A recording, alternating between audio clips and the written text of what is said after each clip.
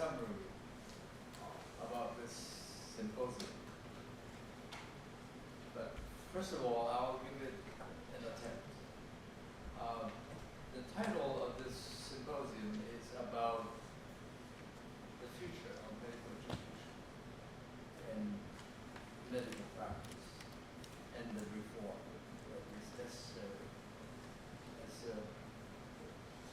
the knowledge of medicine, the delivery of care, and the appearance of many very useful but at the same time very challenging modern technology. With all that combination in place, I think it is going to be a reasonable challenge for us to come up with something that will be useful for the 21st century and thereafter.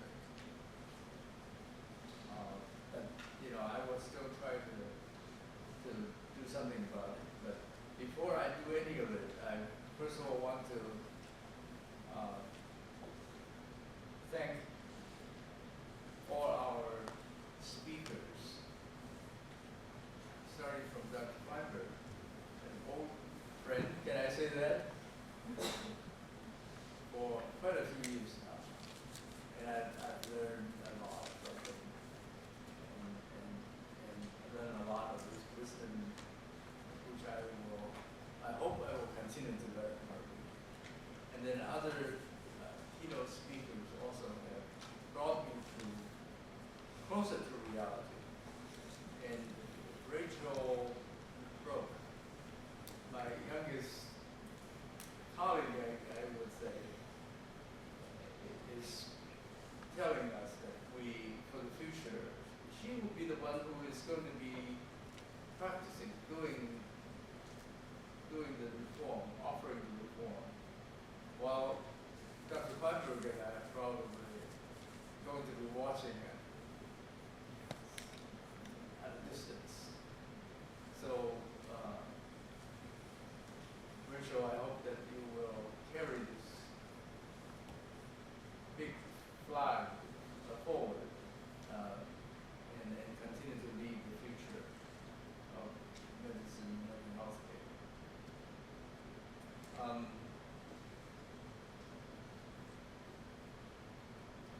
Medicine and healthcare delivery obviously evolve with time, and there's no way to just stop and glorify ourselves. For example, Dr. Feinberg and I are probably, we are moving on to the old school and are probably both of us are happy about what we've done,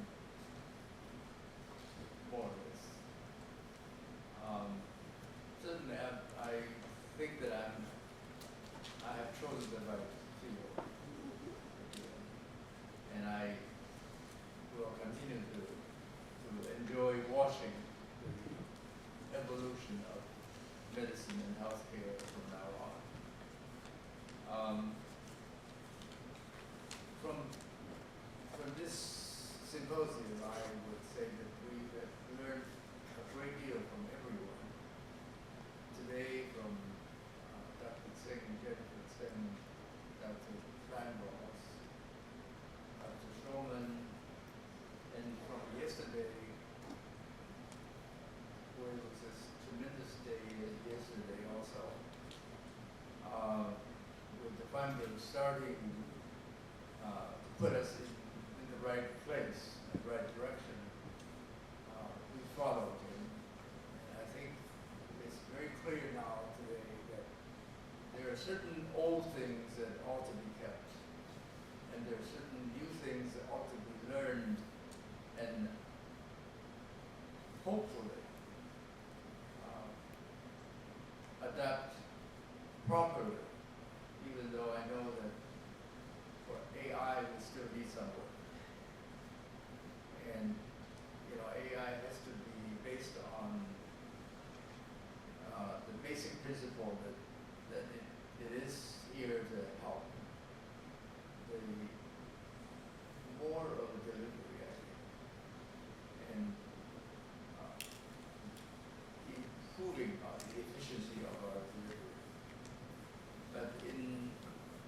future, I think we probably will become smarter.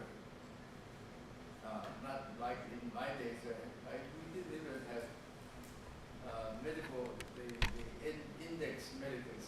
I think in our days we would have to go to sit in the library and going through, reading through all these volumes of index medicus. I don't know, any one of you know what index medicus is about?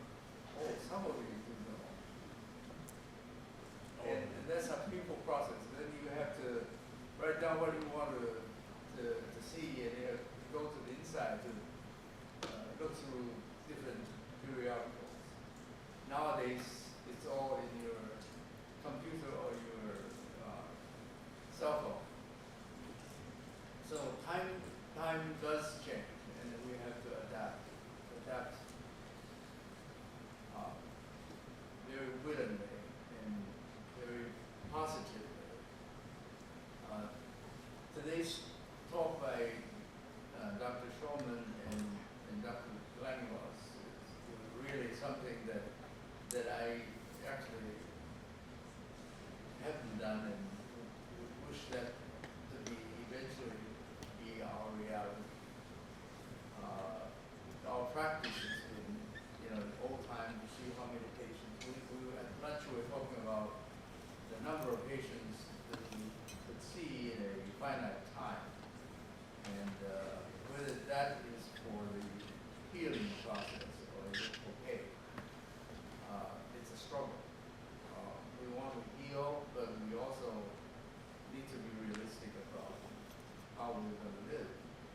And Dr. Shulman has a new project for him to do, and that is to find out how properly the healthcare system ought to pay physicians or nurses to keep their lives pleasant and be happy. One thing that I think is very clear is that all the speakers point out that we are here to take care of people. We're not here to just become financially better to do. And we are here not because the title of a physician in the society is relatively highly respected, although I'm not so sure that the respect will continue if we don't do well ourselves. Taiwan is in a very difficult time, I think, right now, because we actually have a need for reform of the system. We don't just try to improve medical education and try to bring up better physicians and nurses in the future. We actually have to reform our system as well, which is not covered by this symposium. But I think that will be our next job, and that will be a taller order. I don't. Where is our deputy chief of the National Health Insurance? She's left. Yeah, she is. We'll be in touch. So I want to continue to build my bridge of communication with her and with the director of National Health Insurance as well, who used to be my resident.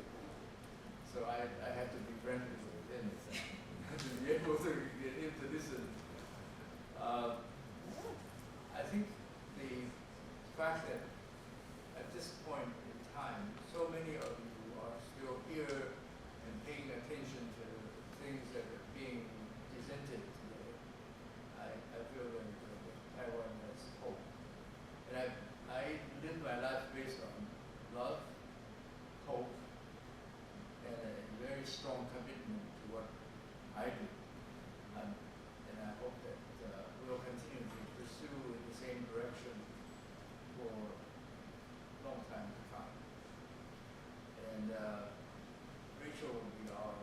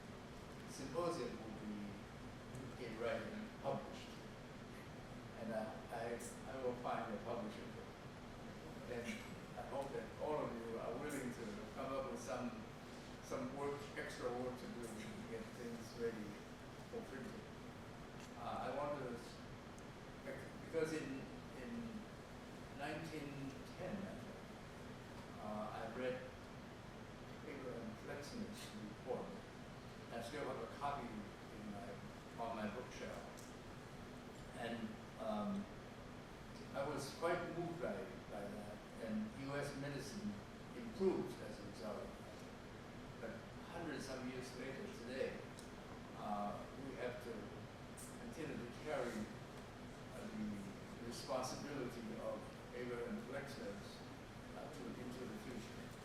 And some years ago, I kept reminding Jason that every time we had a chance to meet, I mentioned to him that we have to continue, especially now, 100 odd years later, that we are different from the days Flexner was around. But I think the future is going to be even more challenging. Because Flexner wanted to bring science and evidence and data into healthcare. But I think we have to bring something even more difficult, more challenging, to make the future of healthcare more pleasing and more effective. I remember working with Mary Blumberg on hepatitis B virus when I was in Philadelphia. And